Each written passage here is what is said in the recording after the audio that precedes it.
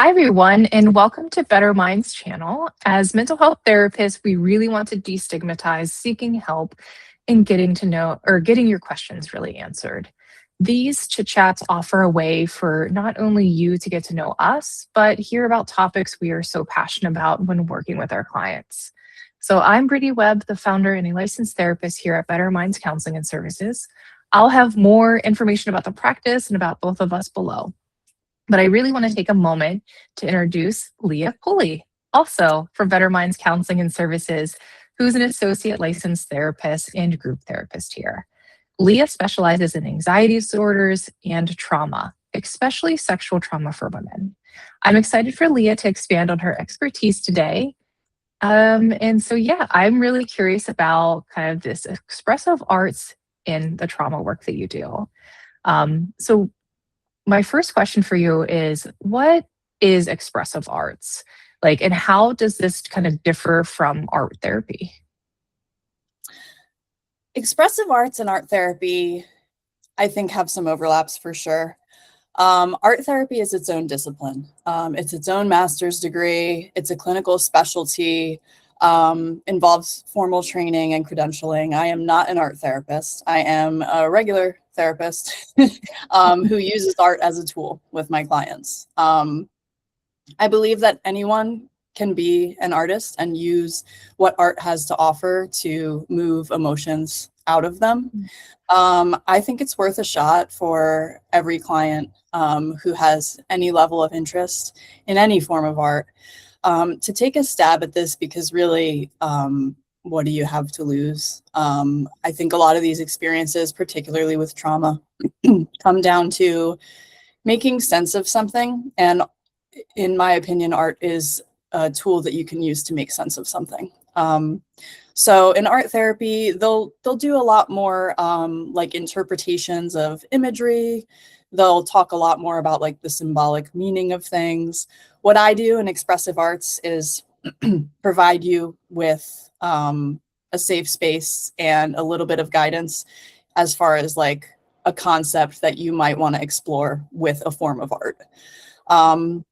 It could be music, dance, writing. It could be visual arts.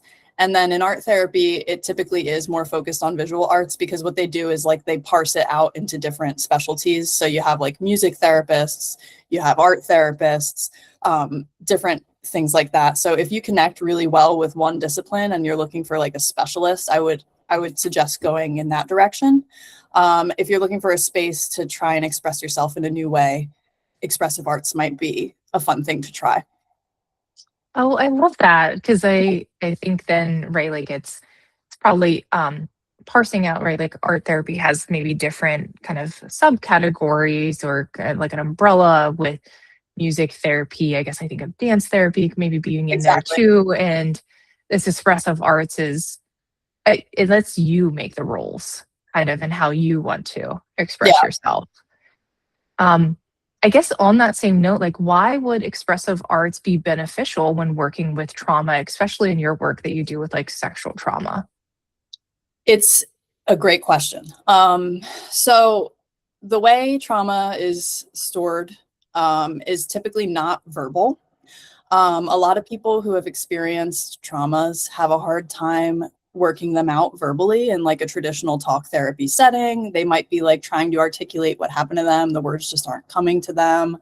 It's super common for people with trauma, particularly sexual trauma, for their memories to be like body based. Like I remember having a feeling, I remember a smell, I remember the room that I was in. I have disjointed memories about, you know, how something started and how something ended, and I'm not really sure what happened in the middle. Like things like experiences like that are super common. So I think sometimes unintentionally, by coming into like a talk therapy space, we can accidentally create a space where people feel this pressure that they have to like have a story or like be able to verbalize what happened to them and like understand all of the elements of it. That's not how trauma works. Trauma shows up as a flashback or a sensation within your body that you're really uncomfortable with and you can't really remember why, or maybe you do remember why and it's really upsetting, it's overwhelming to you. So I think expressive arts is a really good tool because not only does it give people like the chance to express something in a different way without having to have the words for it, but it kind of legitimizes the experience, I think, of having like a sensation or a memory that doesn't really make sense or fit into the context of like your everyday life.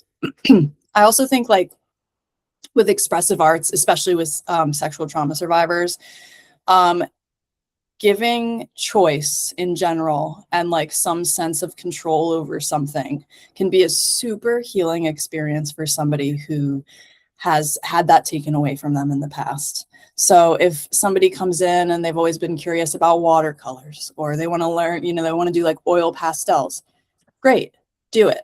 I feel like my role is to support and provide a safe environment and remind them that like this isn't going to be hung up in a museum. We're not like we're not like talking Doesn't have about to be perfect. right, Like, yeah, process, you know, over product. So I think this is a great way of people just practicing like agency, choice, coming into an experience ready to learn something about themselves or trying to get an idea out that they just haven't been able to like get out. Um, so yeah, that's why I think it's great for sexual trauma survivors, but really just most trauma survivors because of the way that trauma is stored. oh, I love that so much of just, I like that kind of agency of choice, that autonomy. You really get to choose how you want to express this, and how you're feeling, or how this is being really stored. And Exactly. then it makes me think of like, what are some of your favorite like expressive arts techniques to that you include in the individual therapy work that you do, and then I guess also in the group therapy that you provide? I like I tend to I'm trying to keep my preferences out of it. I'm trying to really like make it a space for what people want. Particularly because like I think when people read a description for a group, like the group that I run, for example, it has like, oh, like we use expressive arts techniques. So I'm getting people who are coming to me and coming into the group who have maybe like a little bit of an idea of where they want to go with things. And they just need like the encouragement. So I think I prefer looser instruction, more room for interpretation. And I see my role as being more of like, um, hey, here's, you know, like a general direction that maybe we want to go in tonight. Maybe we want to use these materials. Maybe we want to explore these concepts. But at the end of the day, it's up to you. So yeah, I don't know. And a lot of the time I'm finding even if I think that I know what someone's going to do, no, I don't. They come to Mhm. me and they show me this work that I could have never possibly facilitated, like even the idea of that, you know? So I think Mhm. that's what's really special about it is everyone kind of surprises you. And people have something to say. They just need the environment in order to say it. I love that, and like the support in Yeah. that, to feel like, I can do this. Hmm. Um, what is maybe like a common myth that you've heard, or just like what when it comes to kind of expressive arts? First and foremost, definitely that you have to be an artist. Not only is that super that's just the expectation is through the roof, I think, that people come in with. And, you know, I think it's really common and like for people to be like, oh, I can't draw, I only draw like stick figures or whatever. It's like, okay, then draw stick figures. This isn't an art contest. this is Mhm. this is a form of expression. Let's talk about how you can get something down on paper, or, you know, maybe it's not paper, maybe you're dancing or doing music, but like how can you express yourself? So I think, yeah, being good at art, having to know, like, you know, like conceptually, like having to have something to say, or like I want to like depict something and I just don't know what it is. It's not about the product. It's about the experience of trying to express yourself. And I personally just don't think there's any like right way to do art. I think that's what's amazing about art, and that's what's so like accessible for people. So yeah, just remove all expectations. I try my best to do that, and like create an environment where we're all doing that. And I think it's just way healthier and way more helpful that way if there are no expectations, no pressure. Just show up as you. Oh, I love that. So Yeah. what would you like to say, or yeah, what would you like to say to someone, or what would you like someone to know who is tentative about trying expressive arts, especially when it comes like kind of working with that or using that technique in trauma therapy? I would say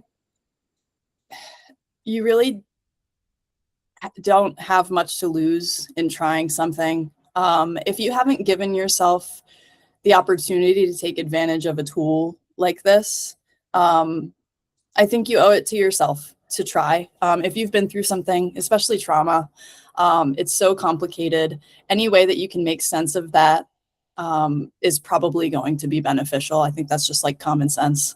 And so, yeah, I think give yourself the chance to take advantage of different like avenues and forms of expression.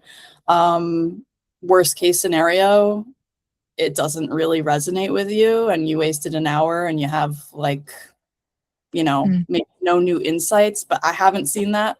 I've seen people who are surprised and feeling maybe even proud of what they're making, and who come out of this thinking, oh wow, I think I did learn something about myself, or I never realized that my experience took on that form until this moment. And I also think like if you have trauma and you might be not sure where to draw the line of like what you want to say about it, how much you want to say about it, especially with sexual trauma. People are always like, oh, is this TMI, or is it okay that I like expressive arts gives you the choice, like to just like feel safe, name the experience in whatever way you want to. Um, and it could be like, it could be anything. So really mm. I don't know. I think it's a great option to try, um, for trauma. Amazing. Well, thank you so much, Leah. And I also want to see like what are some maybe like resources that you have for folks if they're kind of interested in expressive arts or especially with like maybe seeking therapy out for their trauma. Yeah. You can go to bettermindscounseling.com and check out. I do have a group right now for sexual trauma survivors where we use a lot of expressive arts. I actually have two groups, one on Tuesday night, one on Thursday night, at 5 p.m. Those groups are for women, adult women. Um, and also, I'm starting some individual therapy for people who want to explore this a little bit further. So don't be shy. I have a 15-minute like free consultation if you want to check it out and see if it's right for you, or even maybe talk to me about like what you're going through to see if I think it's appropriate for this or not. That's a resource out there for you. Awesome. Thank you so much, Leah. And thank you so much for your time today. It was really great to learn more about like expressive arts, especially with the kind of the freedom that it really has with it, the agency of choice that comes along, and how important that is when it comes to someone's trauma experience. Um, so yeah, I'll have resources and more about us below and tune in next time. Thanks again, Leah. Thank you.